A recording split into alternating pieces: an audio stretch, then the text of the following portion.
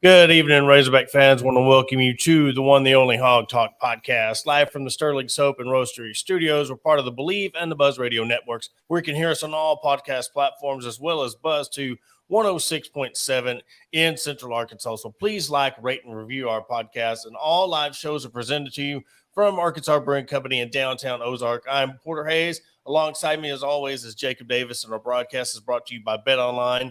You'll always find the latest odds, team matchups, NBA news, and Bet Online features live betting, free contests, and live scores for almost any sport or game imaginable. We're the fastest and easiest way to bet on all your favorite leagues and events. So head on over to Bet Online to join and receive your 50% welcome bonus on your first deposit. Bet Online, where the game starts. And we'll begin with the broadcast with talking a little about Arkansas softball. They indeed end their season at 40-19, 14-10 in conference play, with the loss in the regional against Notre Dame. And it was Notre Dame, Harvard, and Oregon. And they dropped to Oregon, which was a very good team out of the Pac-12. Similar teams. A lot of people that have been watching the softball team know this team was very young. You had one pitcher, senior leadership pitcher in Shanice Dels, which is an All-American.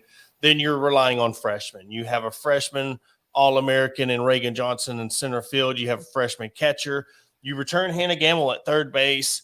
You know, pretty much you had some firepower, but it was still a very, very, very young team. We knew coming into this year was going to be tough to replace what they lost from last year in Sides and Gamble and not Dels, but Half and Gibson, you know, and McEwen. And for people to say that, you know, they don't realize how tough this is. This is baseball, softball. You know, a lot of people want to make this a women's sport issue, but you know what? This is a lot to the fans about when it comes to any sport in Arkansas. They've done it to Dave Van Horn. They've done it to Eric Musselman. They've done it to Sam Pittman, and they do it to all the coaches. If they don't go out and win like they think they should win a season, I guess everybody expects Arkansas to go to Omaha every year, go to Oklahoma City every year, and go to the college football playoffs every year in the Final Four. And if that don't happen, then we need to change coaches, or we choke, or we get beat. Arkansas was not a women's college World Series team this year. They've never been one because they've never made it. And for people to come out, of course, trolls, no faces on their profiles or fake names, fake pictures, to come out and say we need to make changes in the coaching staff, and they got embarrassed. Oregon was a similar talented team as Arkansas and beat them. I mean, that's what happens. You know, that's what happens in the sport of softball. UCLA got beat. LSU got beat by Louisiana.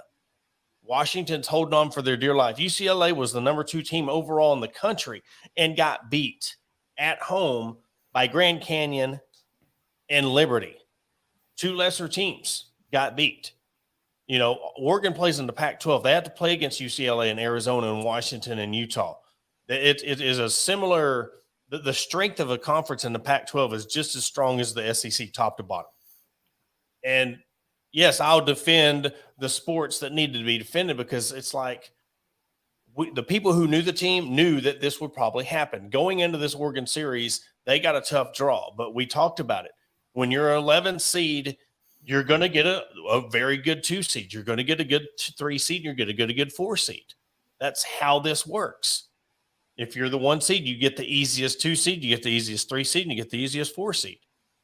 So I think when you go from 2-25 your first 2 years in the SEC, both years, and now you're at the point where you've made 2 super regionals in a row. You fall at regionals. It happens. Arkansas baseball's fallen at regionals. They've had to go on the road to make it to the College World Series in North Carolina. That's just the way baseball and softball and baseball, it's not like basketball or football where you line up strength and depth collide.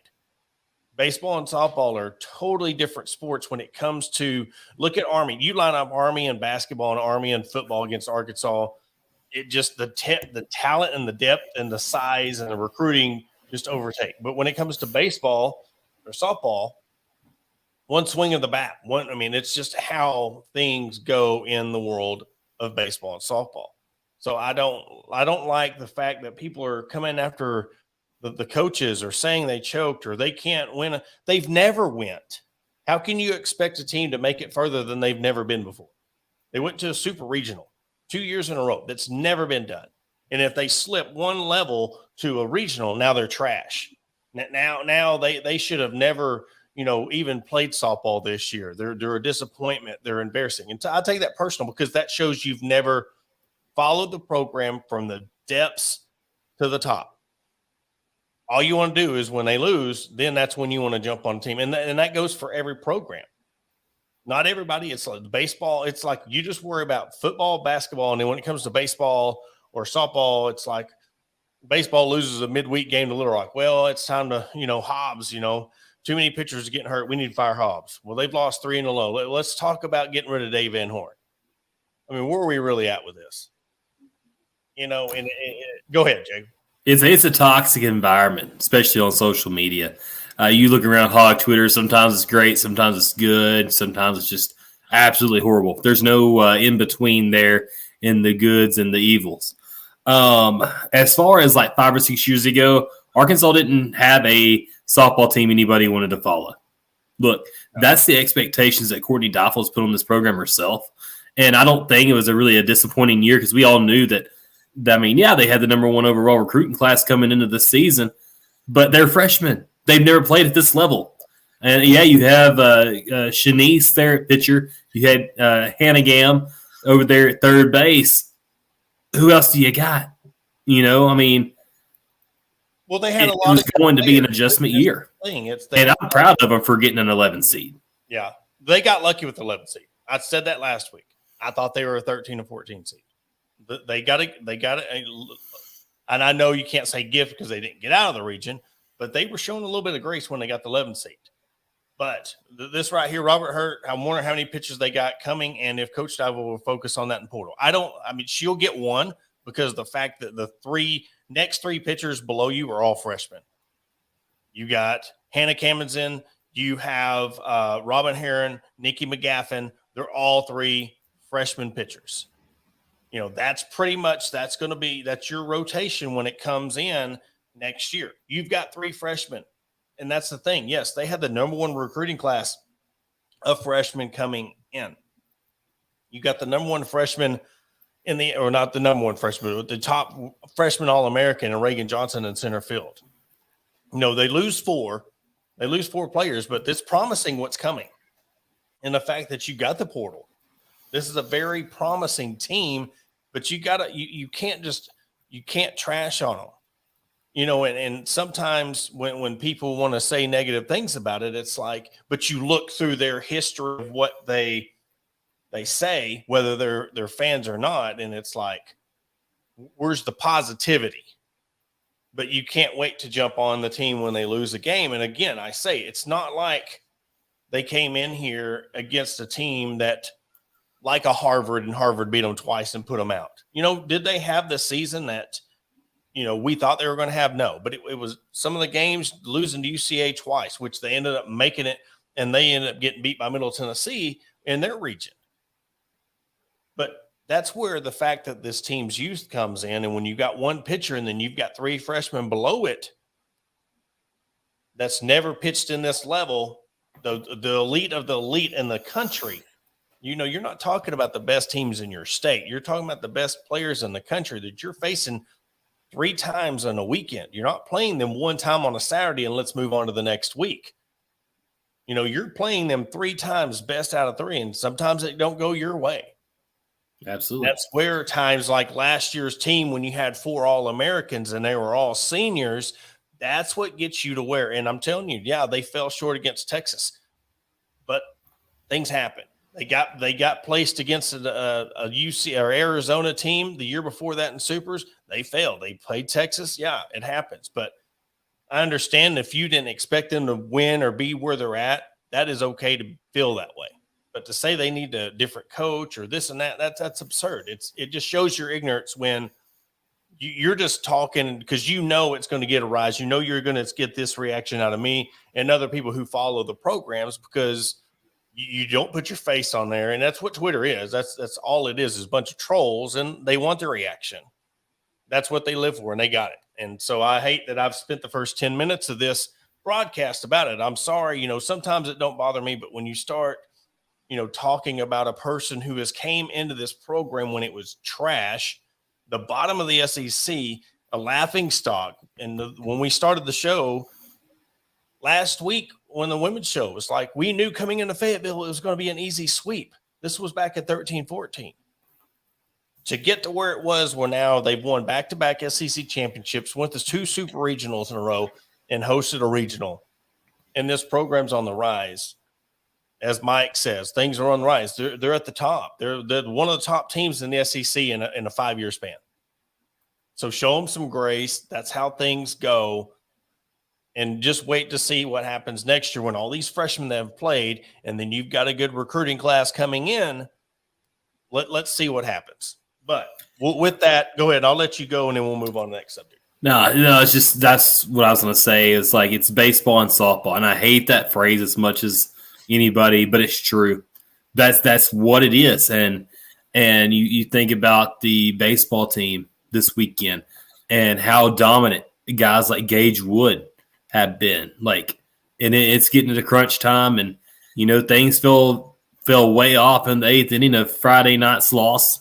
Arkansas could have, been outright SEC champions on Friday instead of waiting until Saturday after their loss to be just co-champs. But, winning the division after the way it started through the injuries, I think Arkansas baseball, I think they've earned a 2 or 3 seed. And I'm really looking forward to seeing what they're going to do this postseason with everybody healthy. Yeah, when we talked last week, we said, look, you're still going to Vandy. You're going to the top team. Yeah, that one time was the top team in the East. They're the number 12 team in the country.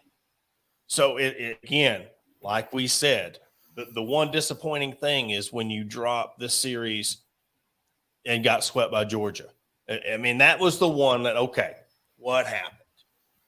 It got your attention. But you don't say that, okay, we need to fire the coach, or again, that's what happens in the world of baseball. You come out, it's the last series of the regular season before postseason. Yeah, there was a lot on the line when it comes to, all right, we want to win the SEC championship, or we want regular season, and they ended up. That's the thing. Everybody's complaining about this series about Vanderbilt. You won the SEC, whether it's or how you want to say it, slice it, spread it. You still won the SEC with the injuries and everything you had going on. But yet there's still 60-40 when it comes to negativity to positivity on the reactions of it because they lost the series. Well, I mean, yeah, things, you're up 8-2. You shouldn't let them come back and win the game. But it's just how it is sometimes. You get a couple of hits on base and then dude gets a lucky swing and hits a grand slam. Now it's an 8-6 game. There's life. You went from, okay, we're out of the game. Let's lock it up. Let's go home for the night to one swing. You're like, oh, we're back in this game. Yeah. It's not like basketball where you go on a 7-2 run or football where you get an interception, score a touchdown.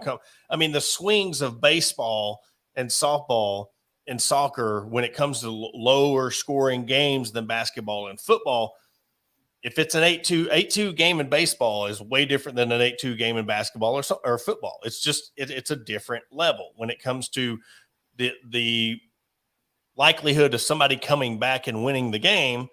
But in the chance of Vanderbilt doing against Arkansas, they end up winning 10-8. And then, of course, when you lose your first game 8-2, you come back and win 8, you're like, okay, we got life. We can win this series. And then they did. That's baseball. And it was at home. Exactly. And it was at home. And that's the thing. Like a place that Arkansas has struggled historically to win ball games is Vanderbilt. And, it was that whole 8th inning where I had a article completely written out. Arkansas, outright SEC champions. And I had to pretty much edit it all over for another 20 minutes to edit to where Arkansas actually lost and has to play for hopefully an outright SEC championship. And it stunk having to write that, but, in that 8th inning, and you had that crazy fluke pop fly and Holt and Bolton run into each other, and that really, caused a stir. And then Gage Wood pitching had 20 pitches and just didn't have his best stuff. But, you think about, you can go back and be like, what if Dave Van Horn would have left Zach Morris in? But Dave Van Horn's probably thinking the same thing too. Mm-hmm. He's thinking, okay, I'm going to go to Gage for the 8th and 9th inning. He's been dependable all year. Go out there and win us an SEC championship. And I mean, it just got too big for him, and that it stunk having to see that happen. And you had a guy that's never hit a home run this whole season goes and hits 2 this weekend in 2 crucial moments in that Leneve kid.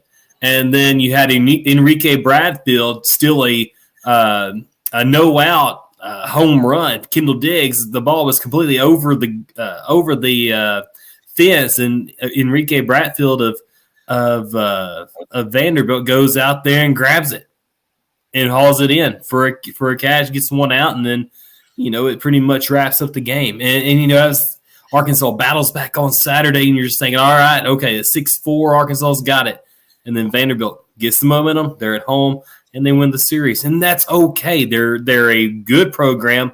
They were at one time the best offensive team in the conference, not just in the East, not just in the SEC and the country. They can hit. I mean, they're going to be a dangerous team for whoever faces them in a regional.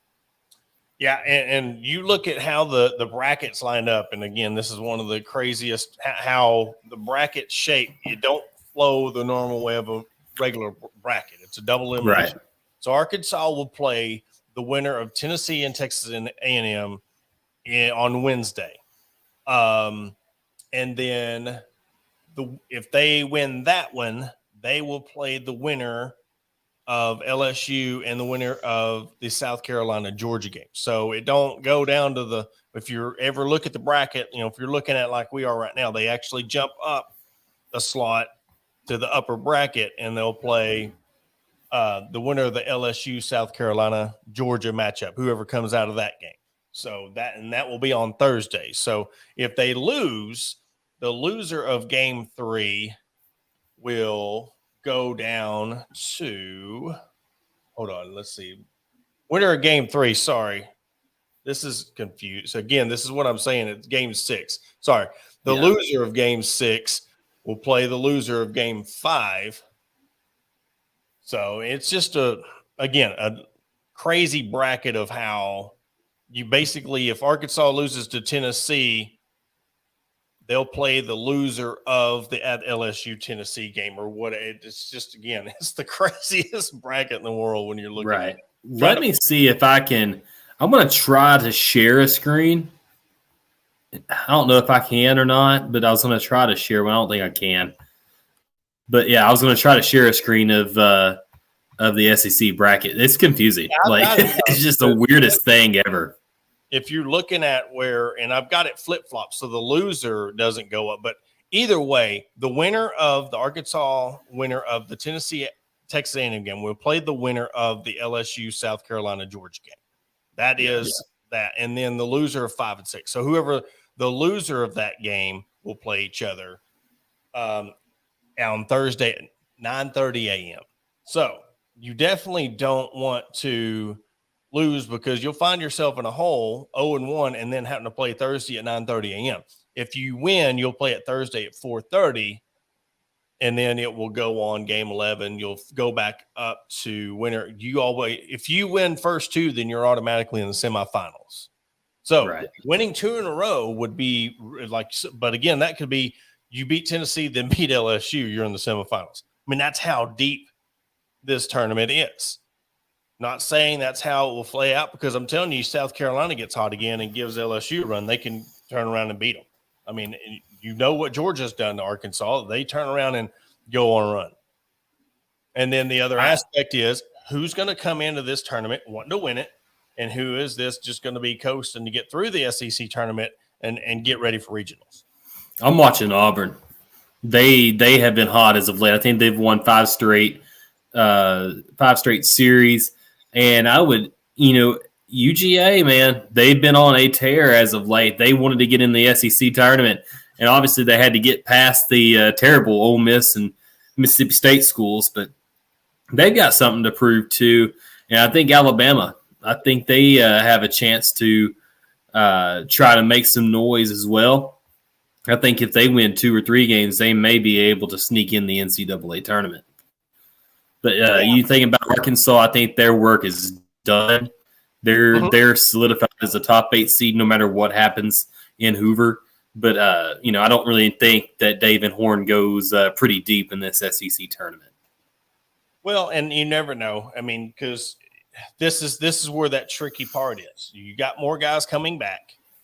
Yeah. But you're losing players. So, I mean, that's the catch-22 of, do you want to use this SEC tournament, to try to win another one, win back to SEC tournaments, and to get these guys that are slowly coming back into postseason mode where they're ready for super regionals and super regionals, and then on how many people's, 70 to 80% healthy. Nobody's 100% right now because of the grind of the season. So, I mean, it's all about the bigger picture.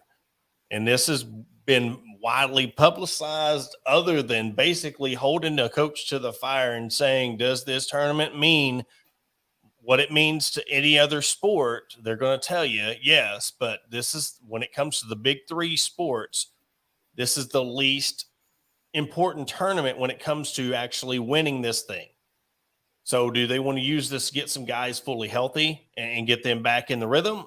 Or do they want to win a game? All right, let's win a game and let's focus. Because I don't think they could win. They could lose. They could go over 2, and I think they're a 4 seed still. I think they're an automatic 4 seed. If they win it, they go to a 3 seed. I think that's just where we're at when it comes to overall. And next week, when we find out the regional matchups, we're going to have Cabo on, Guru. We're going to do a postseason special on the baseball team. We're going to do the regional matchups and do some breakdowns of who they could possibly see in the Supers if they get out. But from what we've been hearing and seeing and stuff, I'm personally think they're at lock at a 3 or 4 seed. I think 3 is the ceiling, 4 is the lowest right there. And that puts them in a very good spot to host a good team that could potentially possibly take 2 out of 3, but it puts you in a very good spot to get to Omaha. Yeah, I don't think that Arkansas, anything impacts them. Will says, I hope that Hogs can avoid injuries. A couple of years ago, Brady Slavens hurt his ankle during the Hoover SEC tournament. So that's something that you do want to kind of avoid. I think he sprained his ankle, maybe a high ankle sprain back in 2021 on Arkansas's run to the SEC tournament championship. He ended up coming back late, I think, once they got into super regionals, but it was tough seeing that. But you've got some arms coming in. I like Zach Morris. Watching what the Cabot native was able to do this weekend. You look at Brady Tigert, man, he can throw some filthy stuff. And then Willie Mack, he was throwing some good fire behind the plate. And I want to brag on a guy named Peyton Holt, second baseman. I came out and said, he's the best backup in the country. And everybody was like, no, he's the best future star in the country. Look, this guy, JUCO product out of the school is Slippin Crowder Community College. Man, has he been terrific. A 482 batting average, 16 RBIs, and 1 home run since becoming the starter at second base. Just pretty much an impossible situation to step into when you're going behind a sure first or second round pick, and then you're going out and just playing ballistic out of your mind. Incredible. Peyton Holt, good job. and just keep it up. I think Arkansas's got a special one there for at least a couple of years. Another in-state kid out of Greenwood. Something about them Greenwood kids that come up to Arkansas and perform. But again, like I said, we can say the same thing about Wood and just the talent that they have. Yeah. Again, what we discussed last week was insert, produce. That's when you know you have truly, honestly, in the baseball world, made it as an elite program. When you can injure, place with your backup and you can produce, that shows that you have that elite depth, and then of course what the pitching rotation, how much they have endured, how many pitchers they've lost due to injury, and they're sitting in a spot where they could possibly be the 3 or 4 seed going into regionals is remarkable. And I think, honestly to goodness, that you should give Dave Van Horn Coach of the Year. I mean, it's just and this is unbiased opinion. To be the coach that has faced as much adversity as he has with his injuries and lulls and riding lows and highs, and to come in and if he's not the SEC coach outright, that's going to be the biggest absurdity. He might not get National Coach of the Year. I don't know. They might give it to the Wake Forest coach, because that program's just not. It's not on the level as Arkansas when it comes to the longevity and staying power. So I could see them because of what they've done at Wake Forest, giving it him. But, man, it's hard not to recognize him as not being the Coach of the Year this year. I'm sure Todd Walker doesn't. Yeah, well, that's another one of them people. And here's the thing, again, and I've said this a couple of times. I don't know how much of it, and this I'll shout out ESPN because I think this is the world that ESPN's in, or the SEC network, because they're all bottled into one network. I think they do that because they know the Arkansas fan base is going to react the way they do. Look at the Jake Cranes, look at the Josh Pates, look at the Clay Travises, look at the hot take people who have used these hot takes and these absurdities, whether it's right or wrong, clickbaitish, but they've used that to get to the top, and they make absurd takes because they know it's going to get traction. They get popular, and they just go with it. And I think this is an instance. I think the guy knew, what can I do to get a reaction? Well, I'll just leave Arkansas off the whole daggum list, because he knew what he was doing. Everybody knows that. I think they know how easy it is to rile up the fan base of Arkansas, and they just swing for it because they know even if it is negative, it's still publicity. It's, negative attention, still attention. And I think right. It is. He wanted the attention. He wanted to rile up a fan base because guess what? They're talking about the SEC network. They're talking about Todd Walker. You can't honestly, with a straight face, say that you're going to highlight 4 teams and Arkansas is not one of those teams. That's ignorant. And to put Tennessee at number 1. Yeah. I mean, Tennessee, they've been, besides what they've done the last 3 weeks, have been absolutely terrible. They are a shell of the program that they were last year. A team that was so dominant, they won their first 35 games before losing, and then you've got them at number 1 this year as the team most likely to make a run in the College World Series. Heck no! You look at it top to bottom. Arkansas's got every single person that's been in the lineup this year has produced at one place and one time or another. They have produced. And, I'm sick and tired of the disrespect, but the thing that's going to have to happen, and I've heard it all week, is Dave Van Horn and the Razorbacks are going to have to go out there and prove it. Yep. That's the thing. It's kind of like with the whole softball program. People are wanting them to, they're holding it against them that they lost early in the regionals. They're going to have to go out there and prove that they can make it to the Women's College World Series at some point, just so they can say, you can put down the wild expectations that you put amongst them. Yeah. Dave Van Horn's got to go out there and win the title for these guys to hush their mouths. Yeah. And that's, again, they're business-like, and that they're used to this. I mean, you don't think Dave Van Horn even is buttoned up and blue-collar he is. He pays attention to this stuff. His team, his staff, they pay attention to it, but they he's been around 20 years. He's not no dummy when it comes to this fan base, and he knows how to, stave off, because again, his world, his trips to the College World Series and his SEC titles and stuff, speak for itself. But we are up against a break. After the break, we're going to bring in Bart Reed. We're going to talk some basketball recruiting, NBA draft combine news, and then we'll get on to that after the break. At Fordham Lee Distillery, our bourbons look as amazing as they taste. A delicious, high rye bourbon aged over 6 years. Fordham Lee is a company founded on the principles of great folks and spirits worth remembering. Look for Fordham Lee brands at Walk-Ons, Liquor World, Buster's, and soon everywhere in Northwest Arkansas that serves fine spirits. Fordham Lee Bourbon says please drink responsibly. 21 means 21. Fordham Lee Distillery, blended and bottled in Middletown, Maryland.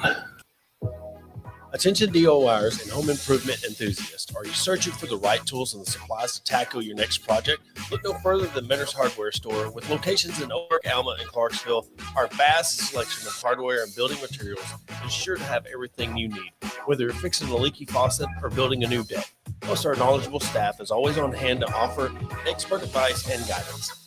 And with our competitive prices and convenient online ordering, Mentor's Hardware Store is your one-stop shop for all your DIY needs. Visit us today, and let's build something amazing together. Shelby Taylor Trucking serves all your timberland needs in South Central Arkansas. With over 50 years in the industry, Shelby Taylor Trucking has established themselves as trustworthy leaders in the industry. From planting to harvesting to hauling your timber, Shelby Taylor Trucking is ready to serve you. Follow them on all social media platforms at Shelby Taylor Trucking. Learn more by visiting their website at staylortrucking.com. That's staylortrucking.com. McCoy Tiger Drug Store of Sheridan, Arkansas, has been the top pharmacy in all of South Central Arkansas since 1895. They were also the 2020 Good Neighbor Pharmacy of the Year. They not only fix you up with a prescription with timely and friendly service, but also an elite gift shop. All your OTC needs, baby and wedding registries, tuxedo rentals, and much more. They're located at 821 North Rock Street in Sheridan. Give them a call today at 870-942-5121. Searching for premium brewery products that will take your daily routine to the next level? Look no further than Sterling Soap Company. Our handmade soaps, aftershaves, and balms are made with only the finest ingredients that give you the ultimate grooming experience. With a variety of scents to choose from, there's something for everyone. Plus, our products are crafted in small batches to ensure the highest level of quality. So why wait? Visit www.sterlingsoap.com or visit our retail store at 16 West Walnut Street in Paris, Arkansas. Shop our collection and discover the difference for yourself. Upgrade your grooming routine with Sterling Soap Company. Are you looking for a place to grab a cold drink and some delicious food? Look no further than Arkansas Brewing Company. Located at 201 South 1st Street in beautiful downtown Ozark, our establishment offers a wide selection of craft beers and tasty eats. But what sets us apart is our welcoming atmosphere and friendly staff. At Arkansas Brewing Company, you'll always feel like part of the family. So visit Destiny and Christopher Brockett and staff today and see for yourself what makes us the go-to spot for locals and visitors alike. Arkansas Brewing Company, come for the drinks and stay for the friends. Are you in need of legal representation? Look no further than the law offices of Robertson, Beasley, Shipley, and Robinson. As the oldest law firm in the River Valley, we have been serving our clients for over 100 years, with locations in Ozark, Fort Smith, and Springfield. Our experienced team of attorneys provide expert guidance and advocacy in a wide range of legal areas, including personal injury, family law, criminal defense, and more. Trust in our history and experience to get the results you deserve. Contact the law offices of Robertson, Beasley, Shipley, and Robinson today at 479-782-8813. That's 479-782-8813. We have got Bart Reed with us, Arkansas Insider, for all things Razorback basketball, high school hoops, and more. Man, Bart, thanks for joining us. When you called me or texted me the other day. You said you wanted to come on. I said, man, we got to have you on. So glad to have you back on the show, and hopefully we can share some light about the NBA Combine. So listen, it's a great thing when it's getting into June and we're still talking about Razorback basketball. That's for sure. That means something's going right. So NBA Combine, listen, it's a big stretch, and we have until the end of the month before the deadline to pull out. And I think there's only one clear person I think that's going to pull out. And I've been saying the whole time, I think he's going to pull out. He's just going to test it, go through the process, work on some stuff in his game. But I really think he was wanting to come back to school. But the four other Razorbacks have been there and they've represented themselves really well. I think Anthony Black probably tends to be the standout right now because his measurables. I think even some of the front office guys are surprised how big he is.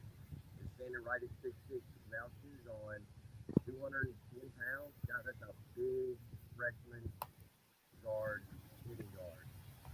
Nick Smith obviously went through the interview process, has done extremely well. I think he's answering the questions that he needs to answer. I think Jordan Walsh for sure stays in the draft with his measurables, doing some things at the combine were off the charts great. He did enough in the game. He was a little inconsistent. Certainly did enough to warrant him staying there. And I think obviously Ricky Council's a good enough athlete where all these guys are going to be on contract and be on the NBA roster. No doubt. Hey, Bart, can you turn up your mic a little bit if you can? Sorry, we got a few people over here saying they can't hear you. Sorry about that. All right. Yep. Is that better? Oh, that's a lot better. Okay. Sorry. I was probably covering that up, guys. My bad. You're good. Good deal. So let's start over. You think you were talking about Anthony Black? Yeah. Well, my bad. They're saying, oh, he's coming back. We lost him for a second. Okay. The beauty of live television. Well, I had him turned all the way up. Okay. Yeah. There we go. There he is. Let me bring him back in. All right. Can you hear me? Yeah, they can hear you now. So Anthony Black, I think, of course, Anthony Black and Nick Smith are the two, what I would call standouts that are lottery picks. Obviously, listen, if you had this draft and Nick Smith does not go to college, he's probably the second or third pick taken. I think Anthony Black is exactly where I thought he was going to be. I think he goes off the board at Washington at 8, maybe gets to 9 at Utah. But certainly he impressed guys with his overall measurements. Being 6'6", essentially without shoes on, and 210 pounds, that is a huge combo guard in the NBA. The knock on him is obviously 30% shooting from the three-point line. When I talk to front office guys, they're saying, listen, if he takes enough reps, the shot's going to come. I don't necessarily agree with that, but Ben Simmons has shown us you don't have to shoot the ball really well to be an impact and make some money in the NBA.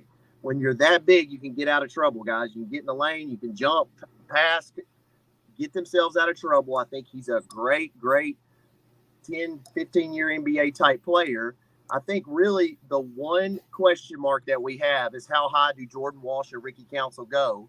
Jordan Walsh, with what he did with his measurables, vertical, standing vertical, shuttle run, even his shooting, guys, that's, I think, an inconsistency, but because he's so young, I think he certainly has the mechanics to be a decent shooter, certainly mid-range. He did enough shooting-wise and did enough in the scrimmages to really warrant himself, I think, an early second-round pick. And I think he'll do extremely well on the NBA level. The court spreads out. It gets bigger. He can defend multiple spots. I think Ricky Council is the big question mark, guys, because they've listed him as a forward. And at times he struggled in the scrimmage. He can't really catch and shoot the basketball. So I think all these guys make an NBA roster. They make some money. I think of the four, Ricky Council's probably the biggest question mark of the four. Yeah, so you were talking about Jordan Walsh's measurables. I've heard a lot of people. I was on a show out of Washington, D.C., somebody with our network, and he said that I think Washington has the 46th or 47th overall pick. Yep. Do you think that's a little bit too low for Jordan Walsh, or do you think he goes a little bit higher now due to his performance? Well, I think it's in and around there. And, guys, there's a lot of movement going on, obviously, at this point in time. I think what will happen is he'll probably go around that slot, but they'll do something like they did with Isaiah Joe and say, listen, you're more of a first-round type talent, and then maybe they pay him a little bit more money. So, but I think he kind of falls in that range. where I could see Ricky. Some people had Ricky Council in the 40s. I see him going more to the 50s, but I don't see Jordan Walsh moving up a ton. But listen, the draft is the 22nd. Right now, what happens? These guys leave and they go into private workouts. And I've been saying this for anybody that will listen. Nick Smith is going to shine in private workouts with NBA teams. That's going to be one-on-one in a 3-person environment or at the max 6. That's what the executives like to see. They think it makes a lot of sense. You do a little 3-on-3 or private. Nick Smith is going to wow in individual workouts. I know that's what he's getting ready for. That's why he kept a low key at the combine. He potentially could shoot up in the draft. Do not be surprised. I talked to Toronto 3 years ago. Luke Wynn is one of my buddies, the assistant GM there. Toronto's loved him from day one. They think they're getting a steal if he slips that far. I think he could really shoot up the draft and get a little bit higher. I think Anthony Black doesn't get much higher because I think they're going to see in private workouts that he can't consistently shoot the basketball, so that's going to keep him kind of where he is. Bart, I've been always wanting to ask somebody this question. When they started the whole, you can come out of the high school and go to this G League, or you don't necessarily have to go to college. What has been the big benefit? Because I feel like these kids that go to this G League, they kind of fall off. You don't hear about them. They've lost a little bit of that popularity, especially with that exposure. So what has Eric Musselman been able to capitalize in telling these kids like a Nick Smith, Anthony Black, come here, don't go right to the G League. Yeah, you're going to make some money, but it's almost like you're a forgotten commodity when you go to that G League and then try to go into the NBA draft the next year. Yeah, for sure. No, it's a great point. And I think that's why you see Coach Musselman. Listen, man, I love Coach Musselman. I think he does a great job, man. He moves and shakes and does more in a 24-hour period than anybody else. Like, he's going to see Moses and then at the combine. He's doing that, guys, because he wants to send a message to all the high school recruits. Come to Arkansas. You might not average 30 points a game, but you're going to go to the draft. We're going to get you ready to go to that next level. And I think because he has so many connections at the NBA level, he can tell these kids where before, if they go to the G League, say they went somewhere and they had a 1 or 2 year mediocre years, they get lost because kids didn't know what they were getting into. Coach Muscle can pick up the phone, call 50 NBA guys, get an exact detailed breakdown of what these guys do well. Obviously he knows that, what they projected to do well, what they need to work on. So these guys are going in this process eyes wide open, which is a rare commodity to have, guys. In the college basketball, we have a lot of talented players. There's very few coaches with NBA experience, very few. And he's capitalizing on that, and I don't see that trend stopping. And the fact that he's honest with them. I mean, you can have all the experience in the world, but we know the BS filter and the BS factor when it comes to you're the next greatest thing. I get an idea from him that he's a no BS guy when a straight shooter when it comes. But also I got to follow up on like the effect Jalen Williams and coming out of Arkansas and the fact he's had with the Thunder. Where do you think that benefits? Not a guy that's coming out like Nick Smith or an Anthony Black. You got a guy like Jalen Williams who's a grinder, takes charges, and me and Jacobs talked about what's going to separate you from that other 6'8 guy, 6'9 guy, 6'10 going in the league that can't shoot a three, can't be a stretch 4, stretch 3. He's done it with his charging. What other benefit also does that have when kids are coming in saying, I don't have to be a Nick Smith, but I can still come to Arkansas and make it to the league? Well, for sure. And especially the Arkansas players that we're looking at that kind of fit that mold, because obviously Coach Most has done a great job of signing Arkansas kids. And listen, about Arkansas basketball has never been better. We don't have a ton, obviously, Nick Smith's coming out, and we're really talented. But I think it means a lot because of the fact, again, when you go to college, you don't get a ton of individual development. College is about a team game, guys. I played for Cindy Moncrief, was a 3-time NBA Defensive Player of the Year. We maybe took 100 shots during the week. We worked on defense, and more defense. So there was no time to do any individual stuff. So with Coach Musselman being able and kind of being a skilled guy, he can take these specialty players, maximize what they do well, and have them kind of carve that niche out and say, all right, take this, do this. And guys, at Oklahoma City, Isaiah Joe, we were talking about him getting no time. He's potentially talking about the future of Oklahoma City. Isaiah Joe, like And Moses Moody's doing extremely well too. Coach Muss is putting some players in the league, and they're performing when they get there. We'll talk a little bit about some recruiting, some roster spots that are left open for Razorback basketball real quick. I have a question from Steve Culver. This is probably going to be a two-part question because I'm going to follow up with this one. He's asking about Ron Holland. What are your thoughts on him? And then I want to ask, what do you think about Devo Davis's potential as coming back to Arkansas? Does he or does he not? Well, Devo is coming back to Arkansas, guys, and I've said this from day one. My man Antonio Buchanan is working out with. I never thought Devo was going to the draft. I think he wanted to explore the process. He had some things he wanted to work on his game, kind of get away from the team and enjoy the process, kind of learn what's going on. I've always thought he was a lock to go back to school, guys. I think he's an NBA player because he's an world type of defender, but he's not. He's going back to school, obviously, and that's a big piece of what we're trying to do. On the Ron Holland front, Texas is committing what I would call recruiting suicide, guys. You cannot hold a player's letter and intent to transfer in this type of environment. They will never live this down. When they walk into a living room, they have to answer to mom and dads from now on why you held up a player that is trying to transfer after a coach leaves, guys. That's common practice. Players sign for coaches, not universities. They sign to coaches. So I think if they let him out, he's a great fit for Arkansas with backfield of Jordan Walsh. I think he's extremely interested. We've made a ton of segue in that particular market. I had a chance to see Ron Holland. I was a trainer at the Wooten camp. He won the one-on-one clinic, guys. 205 pounds, 200 pounds, 6'9". When he puts on some weight, he is dangerous. He's an NBA-type talent. My biggest question is with Arkansas moving forward, and we've talked previous on the show of just the last 3 years, Arkansas has just gotten bodied down low. And with Baylor and Duke, and then this year with Kansas, it's like not Kansas but UConn. What has Arkansas got to do? You're getting all these high school All-Americans, but really transforming that guy into getting stronger, rebounding, where they get an emphasis of where they can get a couple of guys, not necessarily that are bigs, but they're bigs. Yeah. Well, listen, it's hard to do because if you're not keeping these guys for 4 years. Obviously, a lot of this stuff comes with maturity and age, and that is the tough part because these guys are so slight when they're coming in. They're athletic, but, man, they're thin. You talk about being 6'9", 6'10", 200 pounds. Guys, that's thin. I mean, you're going to get pushed around. So I think, although let me say this, we had the guy.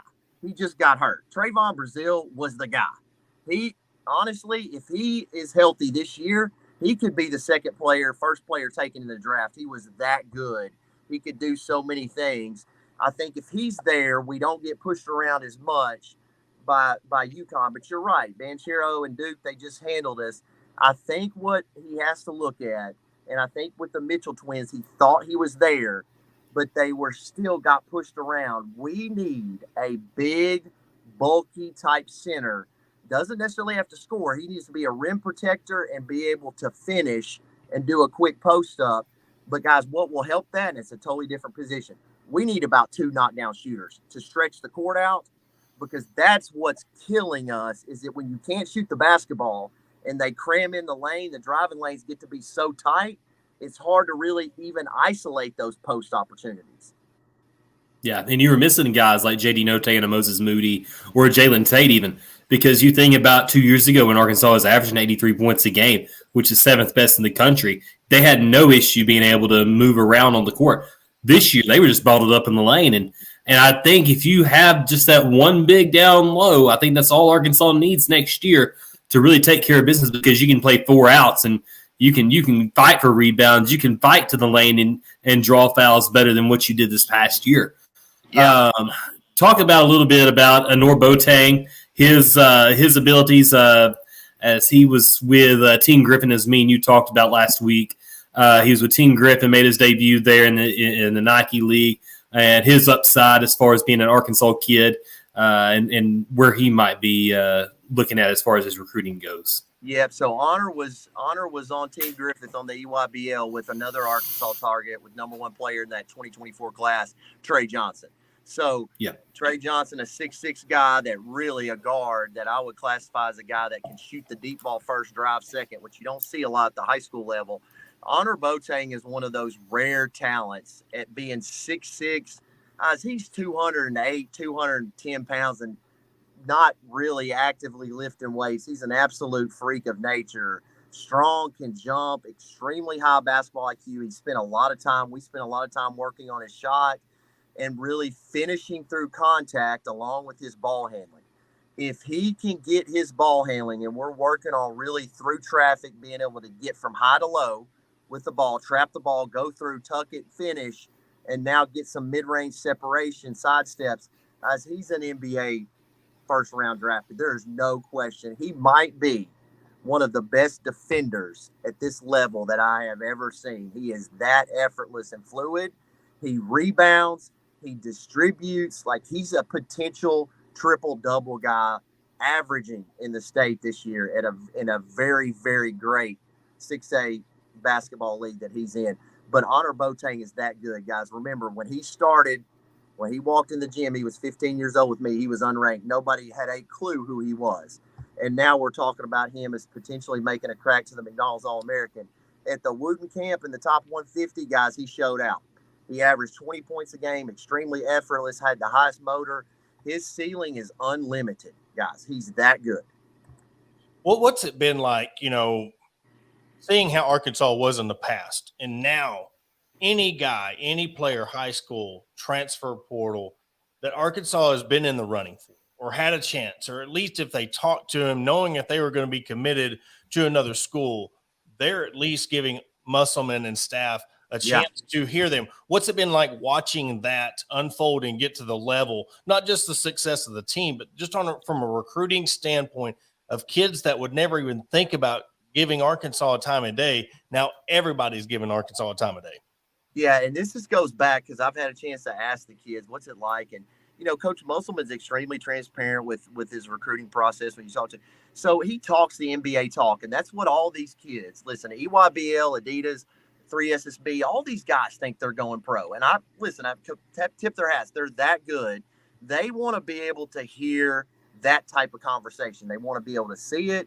They want to be able to hear how he can move the offense and defense around them. So when you can be in the name in the hat, and it doesn't matter, like, we're going to be in the running for 5 stars from now until Coach Musk retires or leaves because he is recruiting that great. It's a huge deal, guys. We're one player away really from turning the corner and being a Final Four type team. Get beat by UConn, guys. They look like the NBA team. They were playing so well. Like, that's not a bad beat. I really, really think when you're looking at back-to-back Elite Eight, he's doing that great of a job. If we stayed healthy, we could have been the Final Four. But I'm telling you, he's thinking national championship. That's on his mind, and that's the type of players he's recruiting. Bart, before we get this closed out, tell us where we can find you, your Twitter, social medias, and what a training facility and stuff that you do and work with. Yep. So I'm with Pure Sweat, so I'm part of Drew Hanlon's crew. So Drew Hanlon just had the NBA MVP Joel Embiid, and I had the 4th player in the MVP voting, Jason Tatum. So I'm part of the Pure Sweat family. So you can find me on Twitter, thebartreed, hoopfi.com. So we have a full-service training facility in Sheridan, Arkansas, but I also travel quite a bit. So you can look me up there and reach out. Any questions or possible training concerns? I train full-time for a living. It's all I do. That's good stuff, man. Bart, it's nice to have you on tonight. We'll get you back on again, hopefully around NBA draft time, and hopefully we'll see some Hogs taken off the board early. That's right. And maybe a surprise one shoot up the rankings. Have a good one, Bart. Appreciate it. Love the show. Thanks, guys. Well, that was Bart Reed. Very, very good insight on, what can be going on in the NBA draft, what kind of players Arkansas has got coming in. We'll definitely have him on the show again come NBA draft, probably post. I would say post, to give his reaction on where the players went. But, man, that's good bit of advice, coming from Bart. And just, again, showing what Coach Musselman's done. And to go back to the beginning of the show, when Arkansas goes on those 4 or 5 game losing streaks and everybody's talking about Muss doesn't know what he's got going on, and we need to look at another coach. This right here shows you he knows what's going on. And I know he annoys everybody about being in all these spots, and you think, well, he's not focused on, what's he doing at this Padres game? What is he doing at the Chiefs game? When he is somewhere, Arkansas is somewhere. And people's got to realize kids that you're talking to are on social media. If he's everywhere on social media, they're seeing him everywhere. Man, I want to go play for him. And look what it's doing. It's producing. He's not one of these guys that does all this talking. You can't get no kids. Or you're like a Jimbo Fisher and you get all the kids, you still can't go, win anything in the SEC. He's getting kids come in, and he's talking about now at Elite Eight runs and possible Final Four national championships. Another program that was down on the bottom, now we're at the top. How many SEC championships has Eric Musselman won? All right. Again, don't mean when it comes to that, it doesn't mean anything because they're getting to the Elite Eights, they're getting to the Final Fours. So, again, for those tell me what Alabama's been doing. Exactly. They've been in all the SEC regular season championships and can't do crap in the tournament. Exactly. With basically the number one college basketball player in the country, and they still went down. The guy that went 3 of 19 from the field against San Diego State. That's what's crazy. I mean, and what Bart said there. We need Arkansas to get some knockdown shooters, at least 2 on the court at all times. And you think about it now, you got Minifield that's probably going to be the starting point guard as a distributor, and you got Khalif Battle coming in from Temple, who he could have averaged 20 points a game easily if he wasn't the sixth man. He ended up averaging like 17.5 points a game, but he's a guy that can shoot 40% from three. You got Trammon Mark, who can shoot 35% from three. Like, you have guys that can knock things down. You got Trevin Brazile, who's playing out of his mind great, who can shoot probably 35-40% from three. You've got Grant Nelson, who was still in the NBA draft, but is also in the transfer portal. Arkansas has been on him, and he can stretch the floor as a 6'11" a wing or a stretch post. Like, that is the beauty of what college basketball is right now. And if Arkansas can get as many shooters on this team as possible, it's going to take care of itself. You don't necessarily have to have the biggest of big men like Sanogo or the other guy that was there. All you need is guys to be able to shoot, stretch the floor, and play your game. And that is the beauty of what Eric Musselman's system is space and pace. And I think at some point he's going to space and pace to the NCAA tournament championship. Yeah, and then that's what's going to happen. He's going to get enough pieces. He's working with this puzzle. How do I fully put this national championship team puzzle together? He's not been able to quite get it figured out yet. He's been close. He's been in the Elite Eight, but once he gets that figured out of all right, and plus injuries, you can't. That's not forecasted. You can't tell, like Brazil. What are you talking about with Brazil? Once all this puzzle comes together and you get your shooters along with your big men, I'm telling you what they've done without having these key pieces. You've had your shooters like the Joe, the Notes, and Jalen Williams. You've had your inside guys, but not had the shooters. When you get those guys going and you have a whole puzzle there, inside and out, they're going to win a national championship. And that's why we posed the question, who's going to win the national championship at the University of Arkansas? You're exactly right. I mean, you think about when I started watching college basketball, especially watching the Razorbacks, it started with the Stan Heath days, the 9 and 19 year, where they were just dreadful. They had Pookie Monica and Ronnie Brewer there as freshmen, Olufumatami there who was a 5-star guy, tore his ACL the year before and never became what he was supposed to be or pictured to be. And then the Stephen Hills, and you think about the Darian Towns, and they finally added the guys until they were competitive. And Stan Heath, for all the flack that he got, he was an okay coach. And then you had to go through the Pelfrey years where it was just terrible basketball to watch. The guy didn't even look like he had a clue to how to coach college basketball or offensive basketball at its finest. Like, there was no way. I mean, I think that Texas A&M and Kentucky conspired together to send John Pelfrey and Chad Morris to kind of disassemble Razorback athletics. But Arkansas is finally at a place. They're in a spot in football where where they're feeling good about where they're at as a program. And now you have national title contender Eric Musselman in Arkansas. And it's just, it was worth the wait. It may have taken 20-something years, but gosh, it's been worth the wait. Yeah. And when that happens, like we got into last week, when that happens, it's going to be a joyful evening in downtown Fayetteville. The whole state's going to rejoice and celebrate that first national championship, and rightfully so. And I think they should give everybody a day off from work, day off from school, everybody when that time comes, celebrating that national championship. I'm gonna tell my boss, hey, I'm not selling pills today. I'm going to Fayetteville. You're gonna make my job harder, because then I got to go set up the people with satellite with TV. They're gonna want to watch the game. But Jacob, oh man, good stuff. Anything else, man? Hey guys, as always, go and like, rate, and review our podcast on Apple, Spotify, iHeartRadio, wherever you listen to us at. Just leave us a comment, like, whatever.